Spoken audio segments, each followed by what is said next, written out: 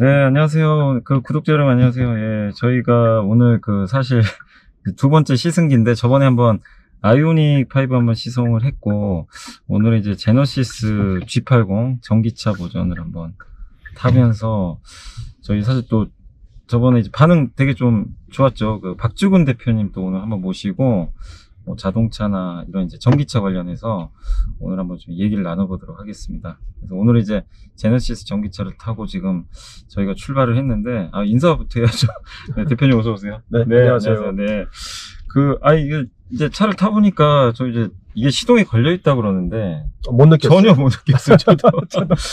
아무 소리가 안 나가지고. 시승기는 처음이라서 예. 정말 조용하네요. 근데 제가 저번에 아이오닉 5로 타봤는데, 네. 이게 더 좋네요. 타보니까 확실히 이게 좀 고급차라 그러시면 모르겠는데 승차감도 더 좋은 것 같고. 그런데요, 이게 무게감이 예. 제가 요 앞에 그러니까 G80 모델을 꽤 오래 운전을 했었는데 네네. 성차감이 약간 묵직한 느낌이 있어요. 그래요. 네. 예. 괜찮은데요. 예. 네. 우선 이게 되게 조용하고 밖에 그 소리밖에는 진짜 안 들리네요, 진짜. 네. 안에는 어떤 소리도 사실 뭐 들리진 않습니다. 오늘 저희가 좀 할 얘기가 사실은 이제 전기차 좀 배터리도 한번 네. 좀 얘기를 한번 해볼 예정인데 이 제너시스가 사실 이거 보니까 아이오닉 5는 제가 알기로 이제 eGMP 플랫폼이 달린 걸로 알고 있는데 그렇죠. 네. 요건 안 달린 것 같더라고요. 근데 이제 그러니까 이 자동차 회사들이 좀 플랫폼을 이렇게 하는 게 원가 때문에 그런 건가요? 이게 그렇죠. 플랫폼을 가는 네. 이유가. 플랫폼이 원가 개선에는 코스트 다운에는 굉장히 중요한 역할을 하죠. 그러니까 보통 자동차 기업을 우리가 평가할 때 플랫폼을 몇 개 가지고 있느냐 되게 중요하거든요. 네, 거기에다가 요즘 전기차로 이제 그죠. 바뀌면서 전기차 플랫폼을 얼만큼 가지고 있느냐가 되게 중요하고, 근데 전기차 플랫폼 중요한 게 자동차에서 혼자 플랫폼을 가질 수가 없는 게 단점이죠. 반드시 배터리 업체를 끼워서 플랫폼을 구성할 수밖에 없는데, 현대차가 지난 2월 달에 SK 이노베이션과 전략적 제휴를 했죠. 네, 그게 맞아요. 첫 번째 결과물이 아이오닉 5고, 이제 2차 때는 LG로 갔다가, 네네. 3차 때 다시 이제 SK 이노베이션과 손을 잡았는데, 요게 아마 GV80이 또 그 결과물 중에 하나인 것 같습니다. 네. 그래서 근데 이제 보면 eGMP도 있지만 전 세계에 보면 이렇게 플랫폼을 갖춘 기업들이 그러니까 기존의 내연기관차는 다 플랫폼이 돼 있잖아요. 근데 그렇죠. 전기차는 제가 봐도 테슬라하고 그나마 폭스바겐 네, 그 정도밖에 없는 것 같은데, 근데 시장에서는 그래도 eGMP에 대한 좀 평가를 좀 그래도 좋게 하고 있는 편인가요? 그런 것 같습니다. 이제 작년부터 현대차가 전기차 플랫폼을 굉장히 강력하게 R&D를 구성하면서, 전기차 플랫폼이 그래도 글로벌 탑 5 안에 충분히 들어가는 것 같아요. 네. 네. 아까 말씀하신 대로 폭스바겐이나, 네네. 그리고 이제 토요타는 하이브리드 차를 워낙 오래 했기 때문에, 미국의 GM이나 포드보다도 어떻게 보면 현대차의 전기차 플랫폼이 네. 짧은 시간에 굉장히 많이 따라온 것 같아요. 네.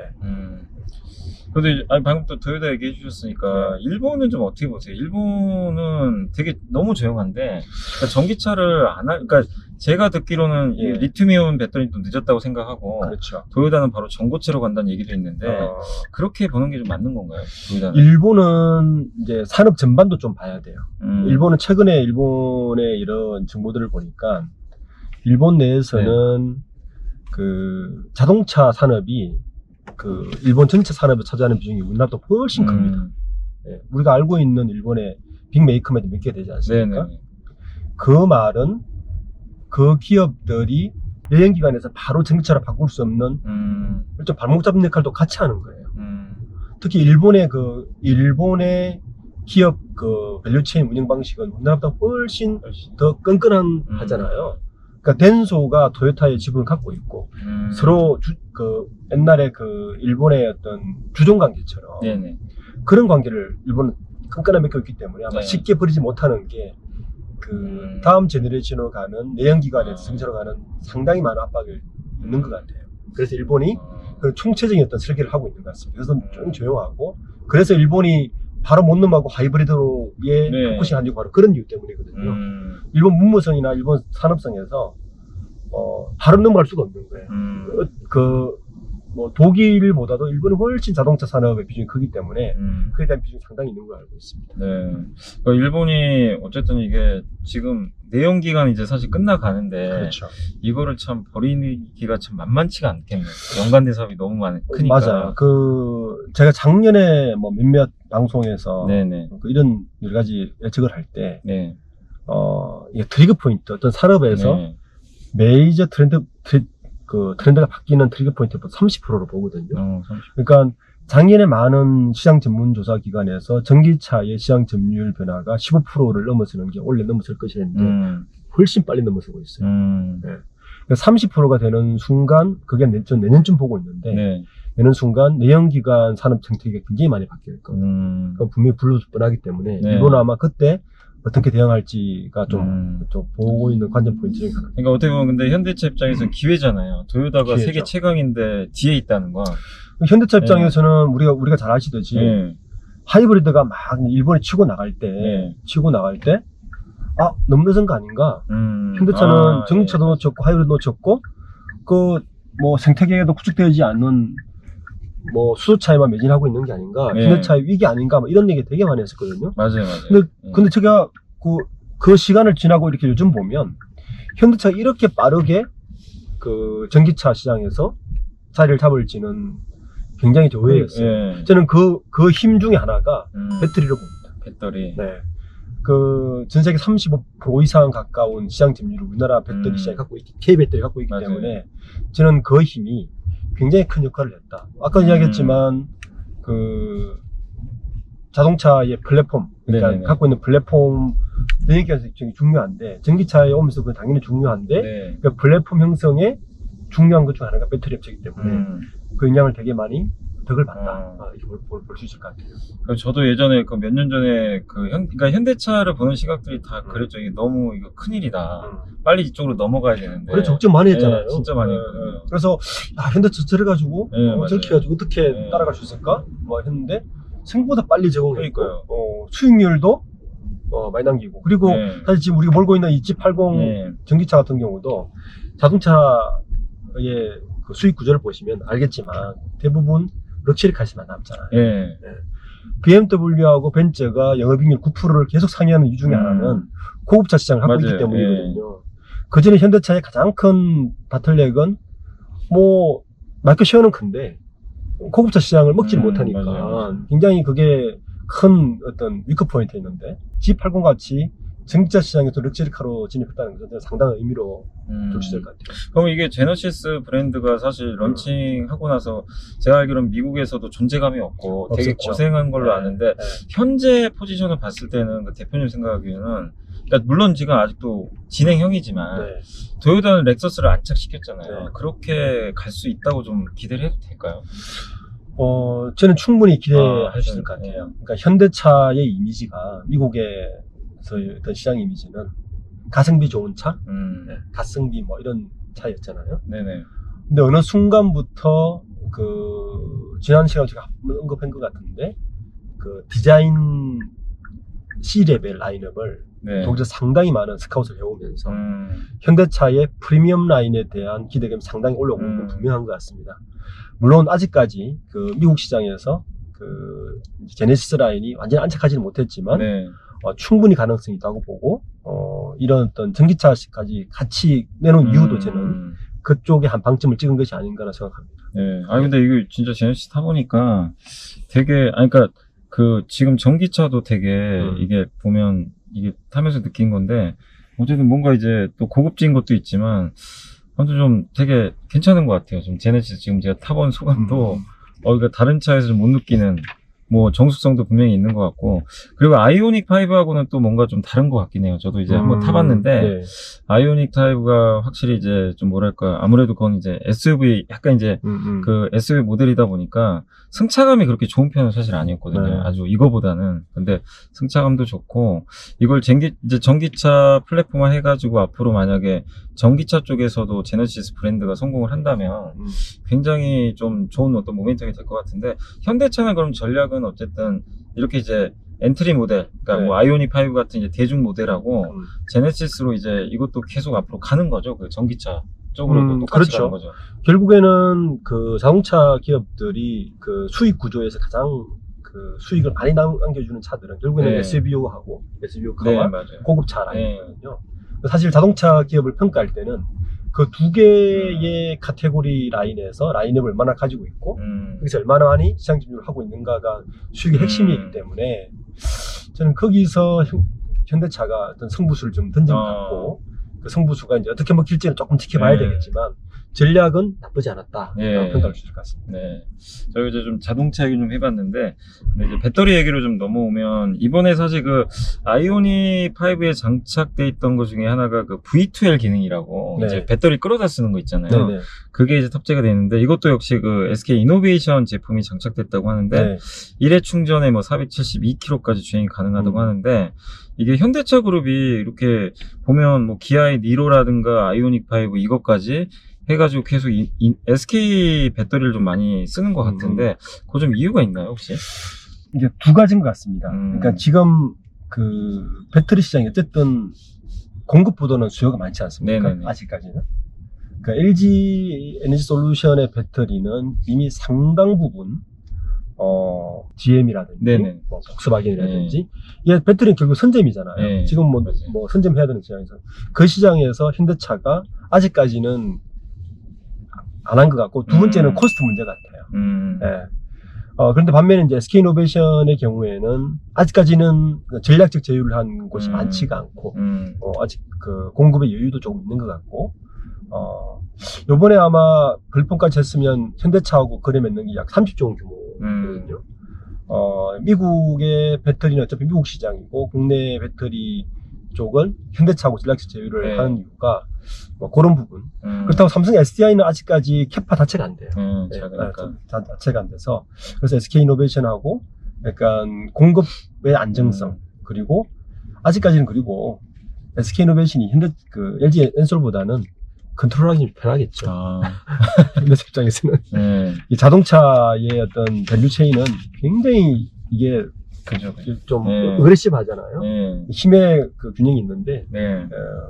그렇게 해서 판단한 것 같습니다. 네. 그래서 이노베이션도 뭐 요새 뭐 물적 분할 이슈 때문에 네.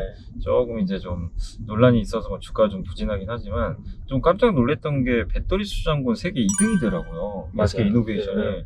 CATL보다 위에 있는 거 좀 깜짝 놀랐거든요. 그러니까 그게 그런 거죠. 그 포드랑 이제 조인트 벤처 형식으로 해가지고 네. 대형 계약도 따내고 네. 그다음 폭스바겐도 물량이 들어가고 맞습니다.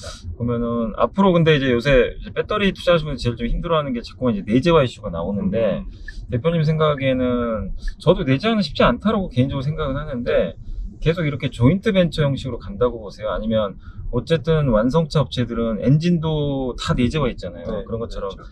결국 종착점은 나중에 무조건 다 배터리도 자기가 다 만드는 이쪽으로 그냥 결국 향해서 가는 건지 이게 좀 궁금하긴 하거든요.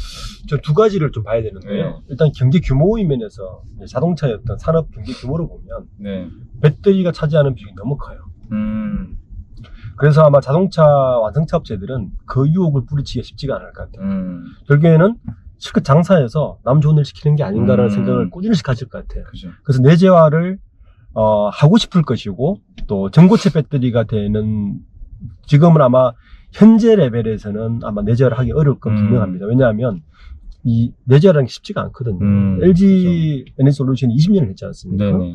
그러니까 SK이노베이션이 그 소송 2, 3조 원을 그 각오하고서도 사람을 빼온 이유가 바로 그런 부분이거든요. 내재화라는 게 이 배터리 기술은 거의 반도체 기술하고 비슷해요. 집중된. 네. 제가 전 직장이 LG였는데 저 전략기획팀 했을 때 그 국무회장이 살아계실 때 배터리 네네. 이렇게 막 회의를 들어가 봐요. 사장들 회의를 들어가 보면 지금도 저는 국무회장이 그런 면에서 굉장히 오너 균형은 중요한 거 생각하는 게 밑도 끝도 없이 적자를 보는 기업이 퍼붓고 있었거든요.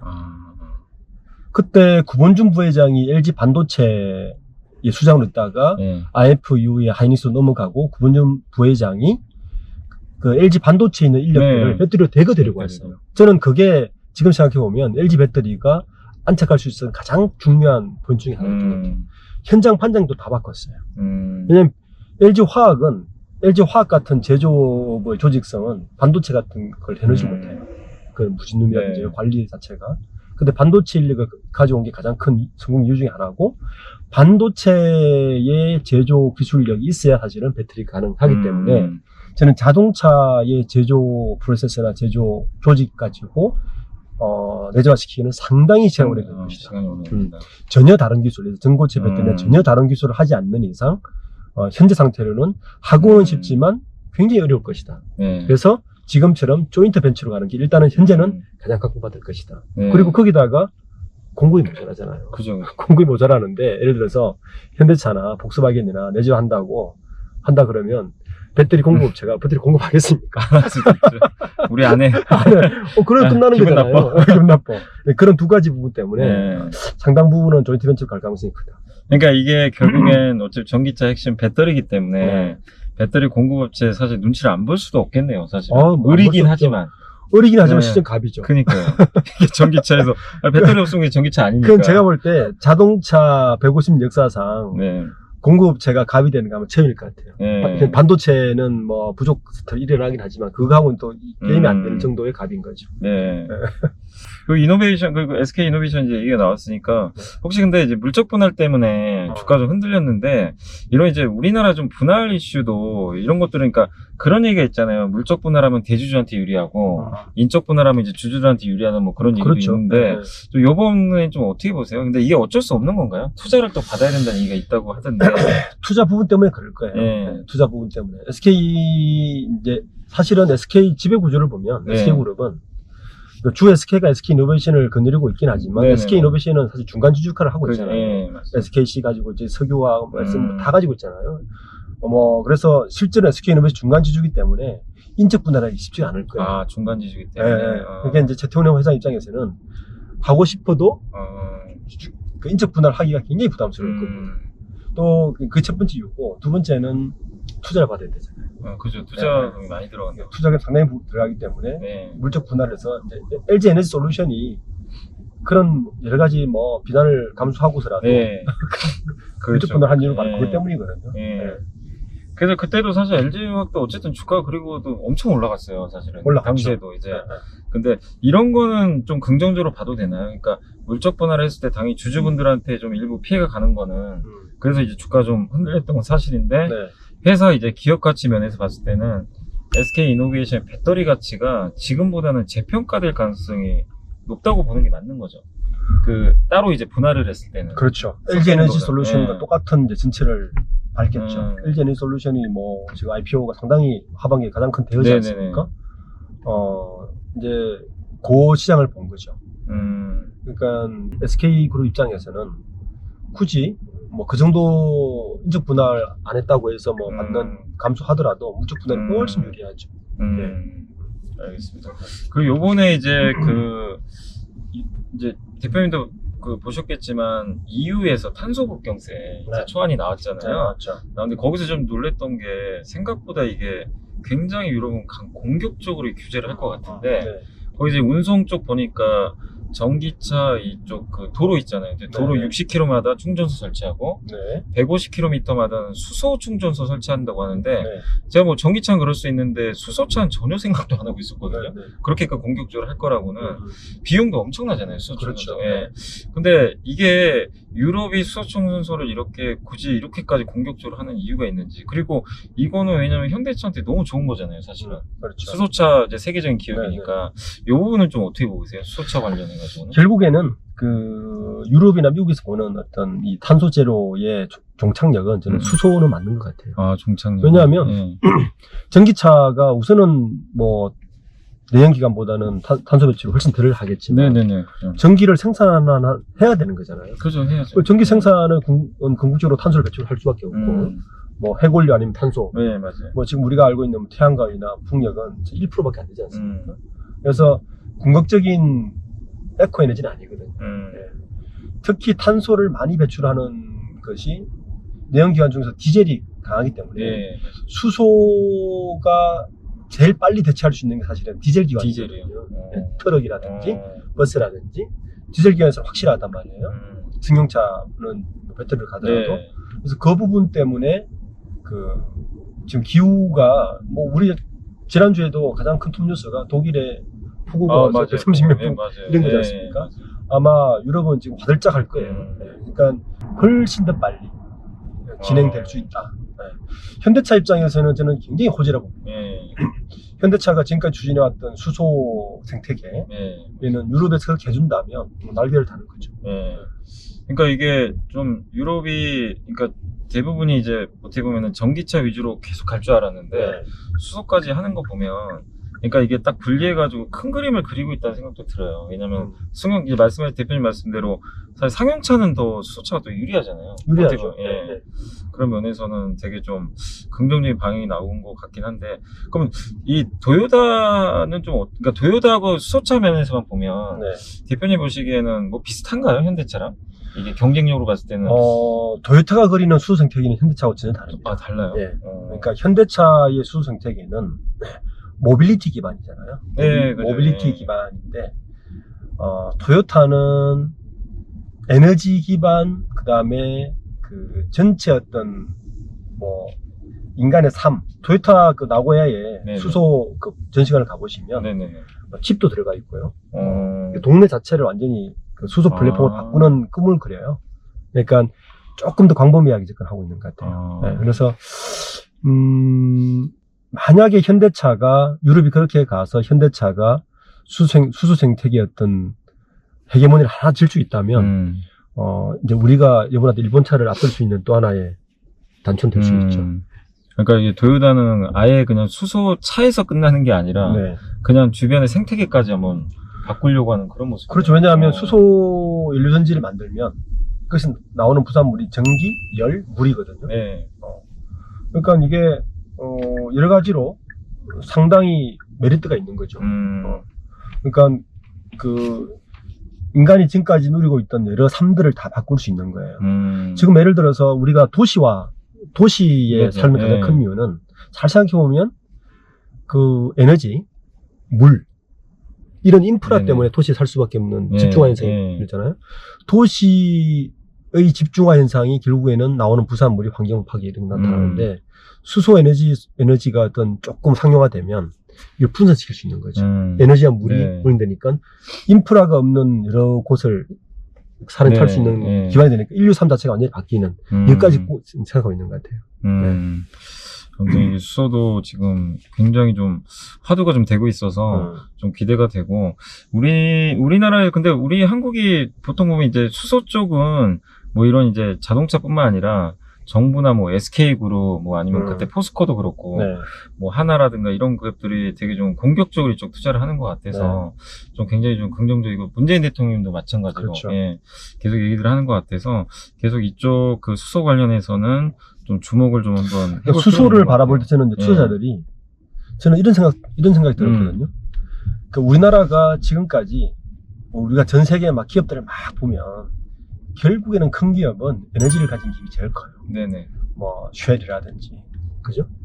뭐 결국에는 인류의 어떤 삶을 보면 에너지를 가지고 있는 국가나 기업이 가장 강력합니다. 그러니까 수소라는 이 새로운 에너지원은 사실은 우리나라가 늘 우리가 어릴 때부터 들었던 자원 없는 석유 맞아요.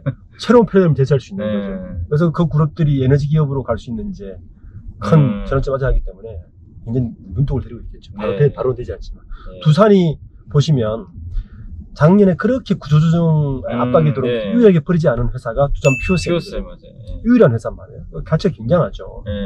그런 걸 보더라도 이제 이렇게 수소라는 건 기존의 배터리의 모빌리티와는 조금 차원을 달리해서 시각으로 볼 필요가 있다. 그래야 그 기업들의 가치를 좀 볼 수 있다. 이렇게 좀 봐야 될 것 같아요. 알겠습니다. 이게 정말 조용하네요. 소리가 이거 사고 싶은데. 자, 그 대표님께서 이 차를 사고 싶다고 하셨습니다. 너무 조용해서.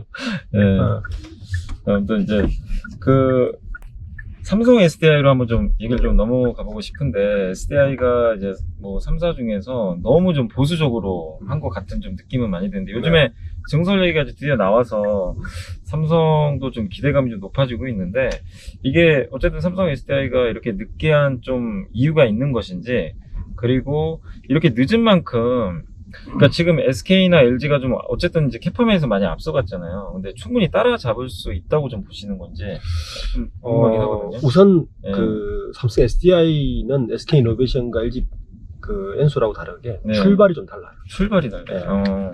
그 출발이 소형 배터리 아, 기준이었습니다. 네, 맞아요. 네, 네, 소형 배터리 기준이었고 알겠지만 원래 목적은 갤럭시에 들어가는 배터리, 맞습니다. 네. 가전제품에 들어가는 배터리 네. 이게 이제 위주였는데 삼성 SDI는 네. 시장을 놓친 것 같아요. 아, 놓쳤다. 네. 그 자동차 배터리 시장이 이렇게 빨리 급성장할 것이라고 저는 그 타이밍을 놓친 것 네. 같아요. 왜냐하면 배터리 정설이 시간이 조금 걸리는 게 아니지 않습니까? 그죠. 그 당장 그 삼성 SDI가 정설을 그 했던 그 헝가리 공장도 네네. 2019년에야 그게 결정을 한 거거든요. 그것도 결정한 이유가 뭐냐면 그 기억하시겠지만 사드 사태 때문에 네네. 사드 사태 때문에 중국이 못한다. 중국에서 뭐 안 한다. 그러니까 그때서야 이제 부랴부랴 유럽 현지 공장을 뭐 알아보고 그 결정도 늦었어요. 2019년에 네네. 하고 이래가지고 헝가리 공장을 이제 정설한다는 걸 발표한 거거든요. 그러니까 어떻게 보면 그 소형 배터리 시장에서 그냥 근근히 이렇게 수익이 나니까 네. 거기 머물렀던 것이고 시장을 놓친 것이 아닌가. 이제 공급이 딸리고 하니까 타진해보고 이제 들어간 것 같아요. 그러니까 결론적으로 보면 삼성 SDI에서는 판단이 놓쳤고 좀, 패착이 있었다고 저는 생각합니다. 그럼 뒤늦게라도 이렇게 지금 이제 할 것 같은데, 네. 그러면 이 격차를 어쨌든 좁힐 수 있을까요? 이거 캐파 경제도 이제 무시할 수가 없는 거잖아요, 사실은. 그렇죠. 예. 제일 중요한 현재는 캐파고, 예. 그리고 두 번째가 누구와 아까 얘기했던 손을 잡는다는 두 가지가 제일 중요합니다. 이번에 미국 이제 조인트 벤처스리 쪽에 나오고 있잖아요. 아, 맞아요. 네, 뭐 피아트 가지고 피아트가 아니죠. 그 스텔란티스. 스텔란티스죠. 네, 거기 뭐 우리가 알고 있는 프랑스 차하고 이탈리아 차를 하고 있는데 거기에서 봤을 때 거기에서 이제 삼성 SDI를 약간 그 선호했던 게 뭐냐면 각형. 각형. 네, 각형 배터리 때문에 5세대라고. 네. 이 각형 배터리는 단점이 집적도가 낮아서 그게 조금 망설였었는데 어쨌든 삼성 SDI가 그 부분을 해결을 한 거죠. 그러니까 해결을 해서 각형으로 중국 CATL보다는 조금 고퀄리티로 그러니까 다음 세대 전략으로 아마 조인트 벤처를 아직 결정된 건 아니니까 할 것 같고, 그러니까 항상 후발주자가 선발주자를 따라갈 때는 이런 게 필요해요. 옛날에 LG 그 CD롬 한창 개발할 때 제가 그 사업부 사람들 이야기 들은 게 있는데 그때 뭐 2배속, 4배속, 16배속 갈 때 LG 히타치가 이제 손을 잡고 그때 CD를 만들었거든요. 죽었다 깨어나도 LG 그 일본 못 따라가는 거예요. 근데 4배속에서 바로 8배속, 16배속 넘어가면서 따라잡았거든요. 배터리 시장도 자체도 전략이 아니면 지금 SDI가 그 기술을 진입하기 쉽지 않을 것 같아서 아마 그렇게 지금 전략을 피는 거 있는 것 같아요. 그러니까 같은 그걸로는 지금 안 되죠. 일단 온갖 긴장력이 안 되고 기술도 안 되고 하나 건너뛰어서 가야 되는 거죠. 초격차로 가야 된다. 가야 되는 거죠. 그러니까 삼성도 어쨌든 이게 지금 안심할 수가 없는 단계네요. 어쨌든 지금 상황에서 좀 늦은 건 인정해야 되니까. 그렇습니다. 그 SK 이노베이션에 현재 확장하고 있는 스피드나 속도, 투자로 봤을 때는 LG 엔솔하고는 너무 차이가 많이 나고요. 그러니까 이게 결국에는 반도체하고 비슷하게 전국에는 그 반도체가 지금 전 세계 메모리 반도체나 빈메모리 반도체가 한 빅5가 다 날아먹고 있잖아요. 네네. 그럴 수밖에 없는 구조거든요. 배터리 시장도. 맞아요. 왜냐하면 플랫폼 시장이잖아요. 규격화되고 플랫폼 시장이고 하면 거기 안에 들지 못하면 결국에는 문을 닫아야 되는 구조를 갖고 있기 때문에 삼성 SDI는 마침 이제 원래 1분기에 자동차 배터리 시장에서 흑자를 나기 시작했잖아요. 네, 맞아요. 그리고 원래 뭐 1조까지 보고 있으면 이제 서두르겠죠. 그리고 이제 제일 근데 이제 좀 걱정되는 것 중에 하나가 뭐 내재화는 좀 이제 좀 그래도 요즘에 좀 수그러들었는데, 그러니까 좀 아쉬운 게 중국의 배터리 시장도 엄청 커지고 중국 시장에 사실 우리나라 지금 들어가기 되게 힘들잖아요. 힘들죠. CATL이 또 꽉 잡고 있고, 네. 근데 CATL이 시가총액 200조고, 네. LG화학은 어찌됐건 지금 뭐 나중에 물적 분할을 한다고 해도 뭐 100조 정도 얘기가 나오는데, 지금 LG화학 시가총액 50조 정도밖에 안 되는 상황이고, 네. 이 상황에서 어쨌든 우리나라 그 CATL의 위협은 좀 굉장히 큰 상황인데, 네. 이게 나중에, 그러니까 대표님 보시기에는 어떻게 보세요? 이게 반도체는 우리나라가 꽉 장악을 했는데, 이 구도로 그대로 계속 이어져서 중국은 중국대로 가고, 우리나라는 미국을 등에 업고 그냥 이 상태 유지하면서 더 성장하고, 이런 그림을 보시는지, 아니면 중국이 계속 그냥 결국엔 저가 공략해가지고 디스플레이처럼 예전에 LCD가 그렇게 됐잖아요. 그런 형태로 좀 갈 가능성이 있는 건지, 이게 많은 개인차면 되게 좀 약간 걱정들을 하고 계시더라고요. 네. 이게 반도체보다는 좀 기술력이 좀 그래도 진입장벽이 낮은 거 아니냐, 이런 얘기도 있어서. 근데 대표님은 좀 그 부분은 좀 어떻게 보고 계세요? 저는 그 미중 갈등이 이 부분에서 굉장히 좀 호재일 수 호재다. 있다. 왜냐하면 미국 내에 미국 제조업이 강하다고 하지만 미국 내에 그 배터리 네네. 자금률이 1.8% 2%밖에 안 돼요. 굉장히 낮죠. 거의 없네요. 넘죠. 예. 자국 예, 아예 생산 없네. 없으니까 이제 그런 상태에서 CATL이 크는 걸 미국은 절대로 반기지 않겠죠. 반도체처럼 전략 물자를 보고 있기 때문에 그 부분에서는 우리나라 이 배터리 3사가 굉장히 호재를 만난 건 사실이지만 또 불리한 거는 그것 때문에 중국에 찍혀서 중국 시장에 못 들어가는 거 아닌가, 영원히. 그죠, 네. 맞아요. 예, 약간. 그 부분이 가장 우려되는 부분이잖아요. 이걸 해결할 수 있는 방법은 기술 경쟁력밖에 없습니다. 아예 그냥 중국도 쓰게 만들 수 있는. 그렇죠. 반도체를 우리가 기억해 보시면 네. 중국이 중화 굴기 해가지고 반도체 맞아요. 어마어마한 네, 돈을 네. 퍼부어서 그 당시 우리 애널들이 전부 다 막 리스크다. 맞아. 문제를 기억해 보세요. 큰일 났다. 배터리 큰일 났다. 뭐 그 삼성전자나 하이닉스의 인력들 뭐 3-4배 연봉 주고 막 데리고 가고 막 될 줄 알았잖아요. 결국 못했거든요. 그만큼 그쪽의 기술의 스피드보다 우리나라의 기술 경쟁 스피드가 훨씬 더 빨리 갔기 때문에 그걸 이겨낼 수 있었거든요. 여전히 중국은 우리 반도체 쓸 수밖에 없었고, 저는 배터리도 굉장히 딜레마에 빠져 있는 형국이지만 요거를 해결 솔루션은 그런 기술밖에 없다. 전고체라든지 벤처 조인트를 해서 얼마나 플랫폼화를 빨리 시키는가. 이 기술과 플랫폼화로 중국의 그 리스크를 해결할 수밖에 없다. 지금은 단기간적으로는 호재다. 저는 이렇게 보고 있습니다.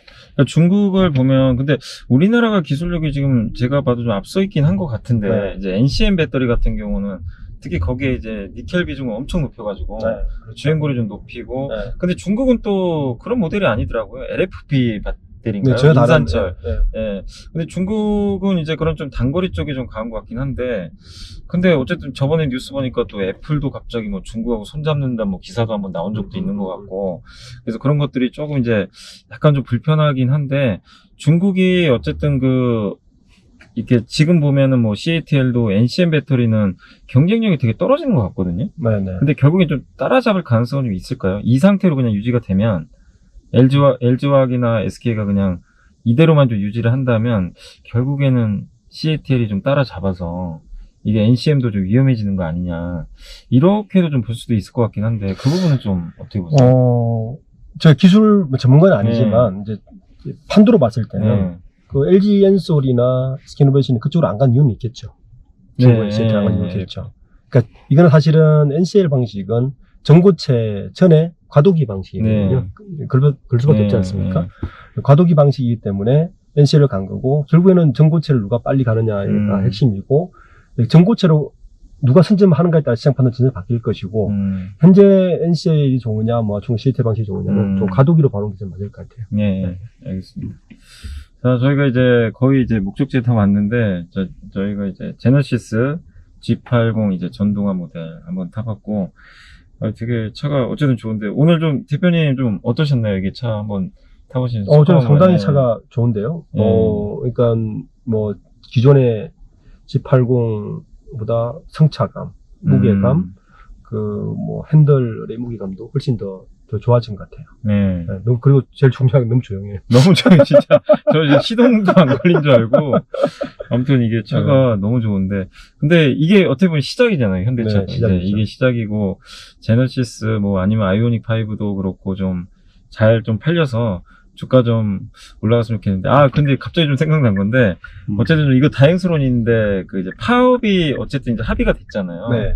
근데 요게 좀 그 현대차 입장에서는 어쨌든 이게 매년 리스크인데, 어떻게 보면 이제 계속 이 파업 그 리스크가 좀 있는데, 요번에 좀 결과는 좀 어떻게 보세요? 왜냐면 정년 그 연장하는 부분에 대해서 그거를 결국 사측이 좀 의도하는 방향대로 된 것 같더라고요. 그렇게 보면 그게 좀 호재라는 얘기도 있는데, 정년 연장되면 좀 그게 굉장히 좀 안 좋은 건가요? 인건비가 예, 상당히 인건비. 들어가겠죠. 영업이익이 떨어지겠죠. 특히 제조 거기다가 지금 외주업체들도 다 정규화를 시키라고 지금 압박을 이번에 하지 않습니까? 네네네. 그 부분은 현대차에서 아마 감수를 해야 될 거고, 영업이익은 약간 떨어질 수 있는, 그렇게 될 것 같습니다. 예. 근데 어쨌든 이번에는 좀 그 현대차 입장에서는 다행히 리스크 하나는 좀 어떻게 보면 해소가 된 거네요. 그렇죠. 포함이 안 됐으니까. 네, 됐죠. 예. 근데 현대차 노조는 매년 리스크일 것 같아요. 매년. 그죠. 근데 올해까지 어쨌든 3년째 지금 일단 파업은 안 했으니까, 네. 예. 그건 다행인데, 아무튼 좀 더 지켜보도록 하겠습니다. 네. 자, 저희가 이제 목적지에 다 도착했고요. 저희가 이제 G80, 이제 제너시스 G80 전동화 모델을 타고, 뭐 자동차나 배터리 산업 전반적인 부분들 좀 했고, 아무튼 요 품질대로 좀 잘 현대차가 계속 생산해주면 잘 될 것 같고, 다만 이제 중요한 건 해외 판매 같아요. 해외 판매가 얼마나 좀 잘 되느냐. 그 그렇죠. 부분이, 네. 그 부분이 이제 주가에. 이 정도면 좀 먹혀야 되는데. 예. 그러니까 우리나라에서야 뭐 잘 되긴 하는데, 해외 쪽이 좀 어떻게 되느냐가 좀 역시 관건이 될 것 같습니다. 자, 오늘 이제 전동화 모델 타고 박주근 대표님하고 정말 좋은 시간 한번 좀 가져봤고요. 그 구독자 여러분들한테도 조금 이제 좋은 좀 그 내용이 좀 전달이 됐으면 좀 하는 좀 바람입니다. 저희가 지금 주차를 하고 있어서 소리가 좀 납니다. 네. 자, 아무튼 오늘 좀 대표님 그 좋은 말씀 해주셔서 감사드리고, 앞으로도 좀 계속 자주 출연하셔서 좋은 얘기 많이 해주시면 감사하겠습니다. 네, 고맙습니다. 감사합니다. 네. 또 구독, 좋아요, 알림 설정도 부탁드립니다. 감사합니다.